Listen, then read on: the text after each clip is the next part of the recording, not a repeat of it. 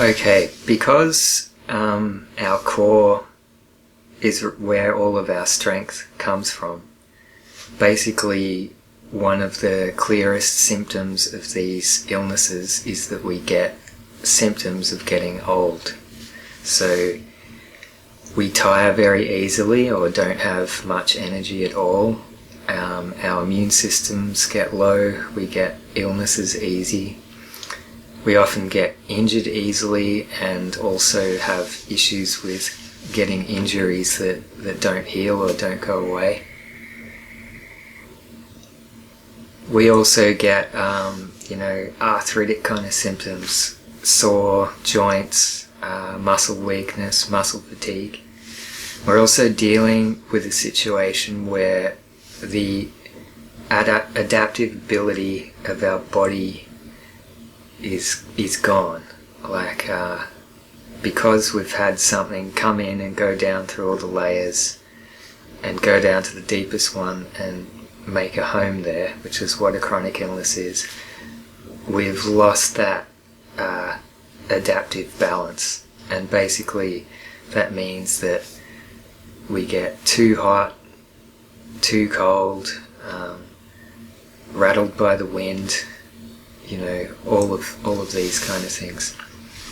The reason a lot of people get IBS with these kind of conditions is because the fluctuating heat and cold symptoms of basically heat invading the body, cold invading the body, and getting transmitted up from that core layer to the digestive layer and making loose stools and diarrhea and stuff like that when the cold's prevalent, and constipation and dry stools and things like that when the heat is prevalent. So that's one of the reasons why that happens. Yeah, so aside from those, we've also got generally a lot of stress is getting produced by the body. So when a pathogen invades the core, there's a lot of energy going to trying to fight it off, and eventually kind of feeding it. Like, it consumes a lot of energy. So a lot of the nutrition and also stored nutrition and energy in the body goes to trying to fight it off, and you end up getting depleted. And when you get depleted, your body stops producing the hormones that make you feel good from the food and starts consuming its own reserves, which produces stress, which is what the body does in a survival situation when it needs quick energy to escape the danger or whatever's going on. So that's another thing. We've also got the core is also responsible for genetic strengths. So when we grow up, particularly when we go through puberty and then mature into adulthood, that time when we mature into adulthood is when our genetic strengths manifest. So there's all these different kind of body types and shapes and sizes of people, but when that core energy is held together, they all have their own strengths. For example, you might find somebody who's big and slow and calm and things like that. These people can have a tendency towards it being hard for them to get going, but when they do get going, they've got a lot of endurance and strength. People like me, thin and wiry and things like that, people who are thin and wiry are often very tough and resilient, even though they're a bit anxious and nervous. So the body has a way of protecting its own nature so that whatever strength is in the body can manifest. But when the pathogen comes in and gets into the core, it'll turn any weakness that you have, like with the wiry person, the nervousness, worry, and anxiety that's inherent there. It'll take that and make it even a stronger weakness, and it will take any strength that you have and over time turn that into a weakness as well. So you end up with that being dismantled. So another thing that I'd like to talk about here is that the emotional aspect of the core energy that the Chinese talk about. They call it, they have their own word for it, but what it means is it's the energy that holds things up, because everything else is sitting on top of it. It's a foundation.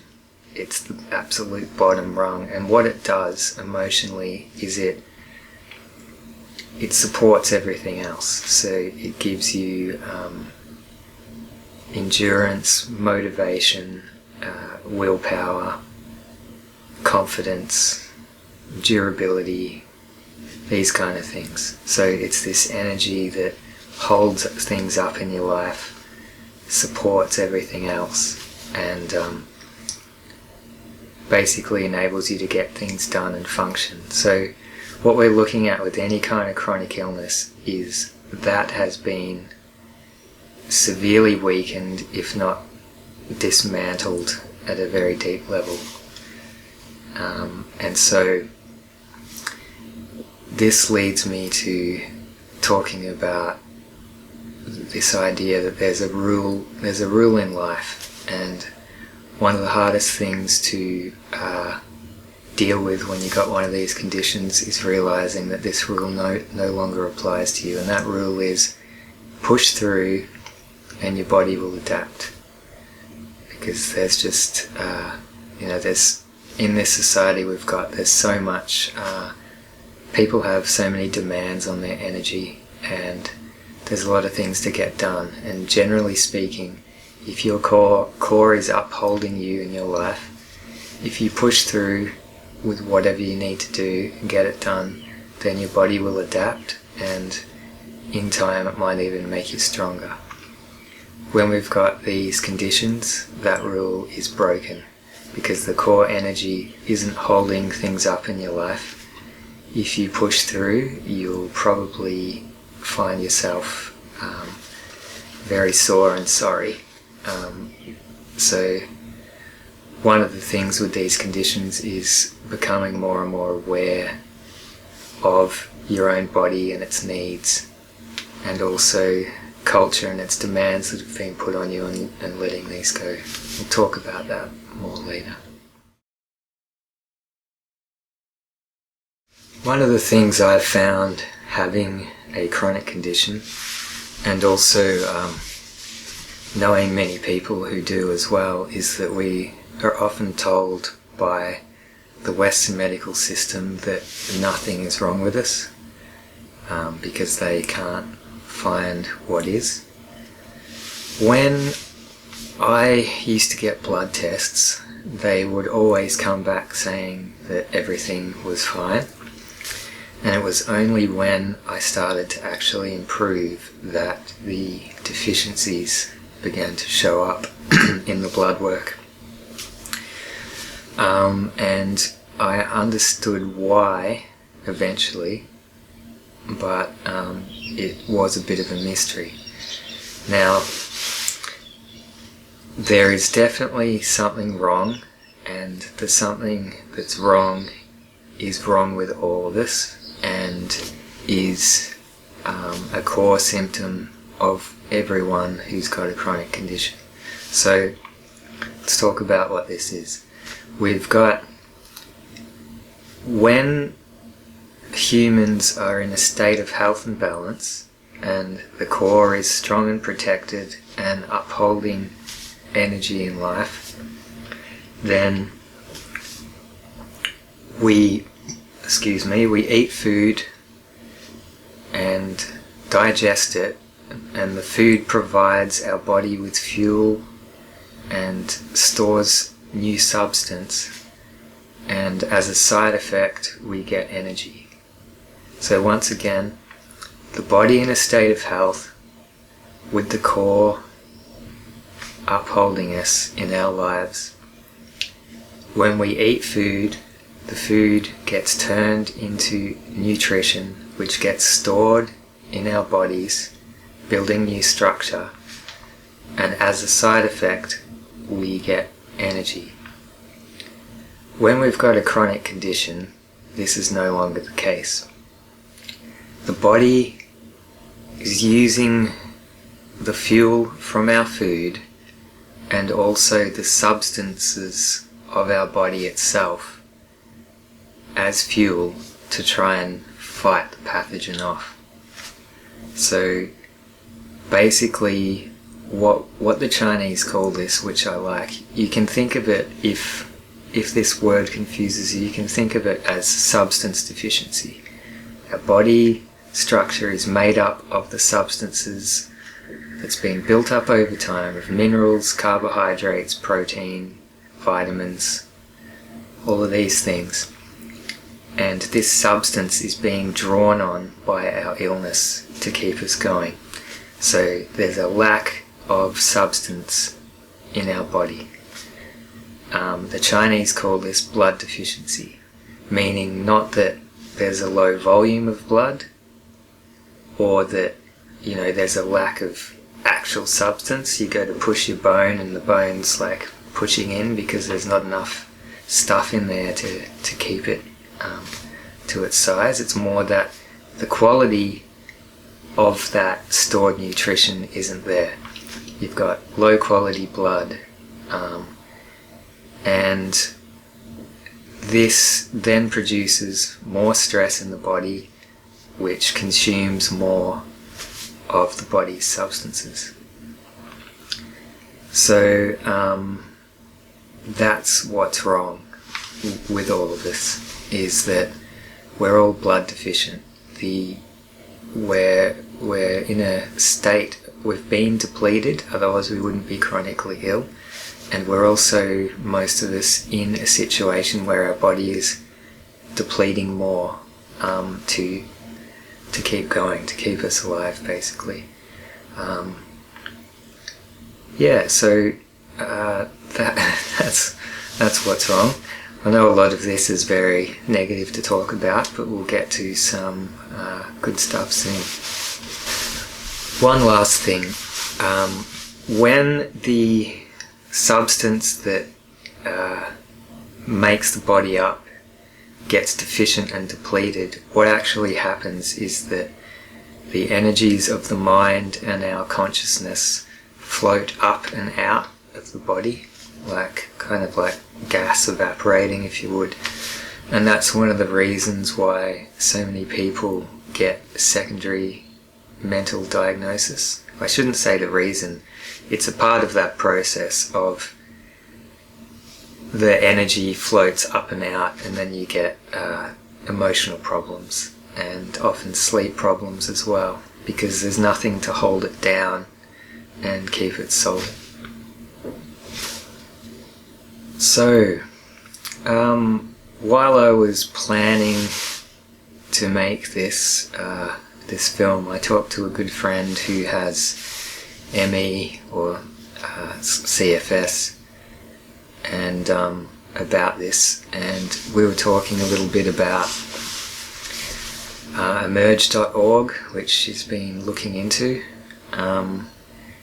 and there was something a doctor said on there which she told me and I found very interesting.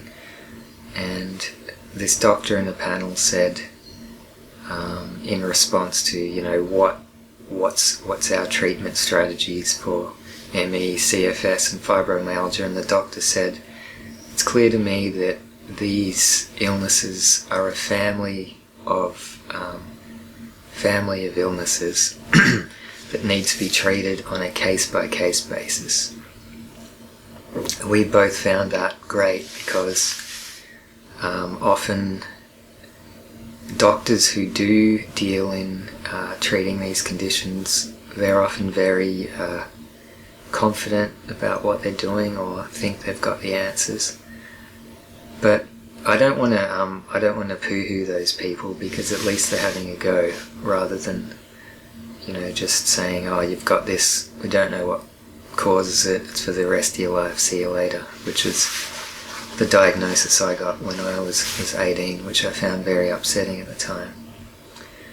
But one of the reasons why the Western approach doesn't work is because it's simply not the right kind of medicine for the illnesses we have.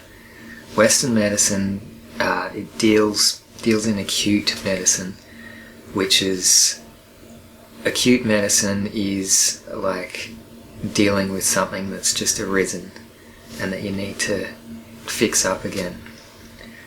E.g., I chop my thumb off, I get rushed into a hospital, they do surgery and put it back on, and hopefully it works again and all that kind of stuff. Or you have a heart attack, you would otherwise die, you go into the hospital, Western medicine saves you.